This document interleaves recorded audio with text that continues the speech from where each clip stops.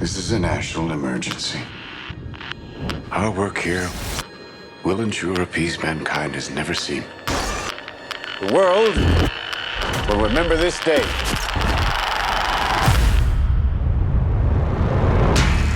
This is arguably the most important story of our time.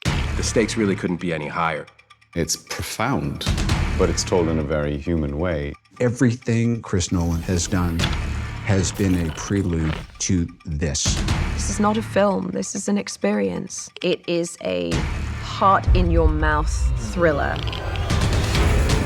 I've been interested in Oppenheimer's story for a long time. At some point, I learned this key piece of information that in the lead up to the Trinity test, they were dealing with the very small possibility that when they pushed that button, they would set fire to the atmosphere of the Earth and destroy the entire planet.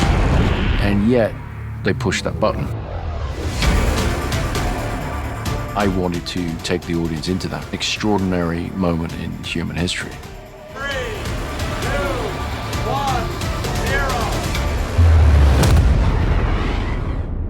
All America's industrial might and scientific innovation connected here.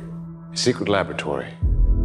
Cillian playing Oppenheimer was the centerpiece of the film, but I knew that he was going to need the most extraordinary ensemble around him. Let's go recruit some scientists.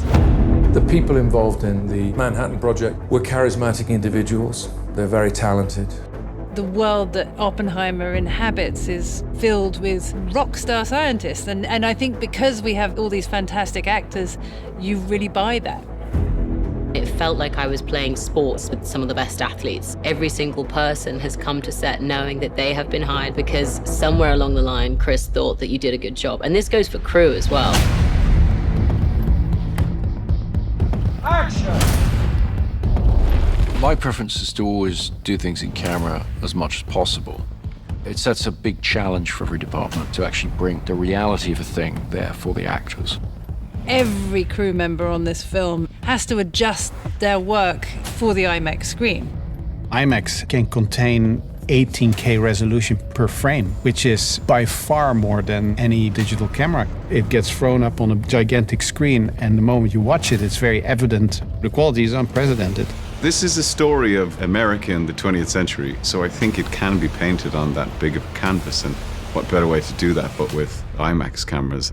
Why would we go to the middle of nowhere for who knows how long? I always try to use real locations as much as possible. With location shooting or sets, the more things can just be real, the better they're going to feel to the audience. There's almost no studio work on this film. Everything is location. The sets were built in such a way that they felt incredibly authentic. We built our Los Alamos at Ghost Ranch, New Mexico, which is along the same mountain range that Los Alamos proper sits on.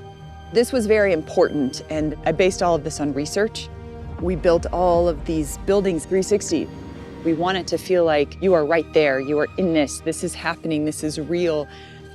This isn't a backlot. It's just the most transporting thing, you know, when you're there and it just looks exactly like Los Alamos 1940s must have looked, and you know that no detail has been overlooked. You know, we also shot in a huge amount of the real locations. We shot in Oppenheimer's house, in Los Alamos. We shot in Princeton. Walking through Princeton, it's really very funny because people, you know, they're walking around and they go, shooting those scenes, playing the characters who really had versions of these events happen there, you just get a real charge out of it, you know? This is a matter of life and death. But I can perform this miracle. When you do Chris's movies, things that when you read a script you normally would think would be visual effects, you know that you're going to be doing this stuff practically. They had to film the world of quantum physics. Their whole unit was one big science project. I was daily very jealous. it's kind of back to the old days. We did a lot of experimentation. They came up with some very interesting analog methods of how to approach this, all of which was leading to the Trinity test, which had to feel nightmarish and terrifying in a way that computer graphics never really is. What we were able to get into the finished film, to me, is extraordinarily beautiful, but also very frightening. Working with this whole team was such a great camaraderie, and with the commonality of we are going to get this in camera. I love Chris's dedication to that. It really speaks to Chris and the way he directs. All of the energy goes around the camera. Like, we're all here to do the same thing. Chris makes films for theaters, for movie-going audiences. You know, so you want to see that as it's designed to be seen. Watching this very different sort of film on that big screen, it sort of makes you gasp. You're right in their experience. This is, I think, a definitive moment in the history of modern filmmaking. Do yourself a favor and go see this on as big a screen as you can. With the sound design and the score and the emotionality of it, this is an unforgettable, unmissable experience in a theater. You are the man who gave them the power to destroy themselves. We made Oppenheimer on the largest scale possible because the idea is to come and experience this. His story is monumental and epic and extraordinary. It really has to be seen on the big screen to be believed.